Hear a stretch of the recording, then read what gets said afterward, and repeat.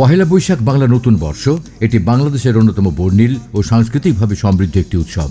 সমাজের সব শ্রেণীর মানুষ একত্র হয়ে নিজেদের ঐতিহ্যকে ধারণ করে, দেশীয় পোশাক পরিধান করে এই উৎসবে অংশগ্রহণ করে, যা বাংলাদেশের সংস্কৃতির মূল সত্তাকে প্রতিফলিত করে। সেই ধারাবাহিকতা এবছর পহেলা বৈশাখে রেডিসন ব্লু ঢাকা ওয়াটার গার্ডেনে 14 এপ্রিল দিনব্যাপী জমকালো বাংলা উৎসব উদযাপনের আয়োজন করা হয়। রঙ্গিলা বৈশাখ শিরোনামের এই আয়োজনে অতিথিরা একটি স্মরণীয় ও প্রাণবন্ত সাংস্কৃতিক অভিজ্ঞতা উপভোগ করে। উপস্থিত অতিথিদেরকে বৈশাখী পরিবেশ দিতে এতে ছিল বাংলার ঐতিহ্যবাহী খাবার, বিনোদন এবং আকর্ষণীয় বিভিন্ন কার্যক্রম। স্বল্পমূল্যে অতিথিদের জন্য এই আয়োজনে ছিল বেলুন শুটিং, বায়োস্কোপ প্রদর্শনী, mehendi art, face painting, jumping castle, magic show, বানর খেলা, ফটো বুথ সহ শিশু কিশোরদের জন্য ছিল বৈশাখী নানা উপাদান।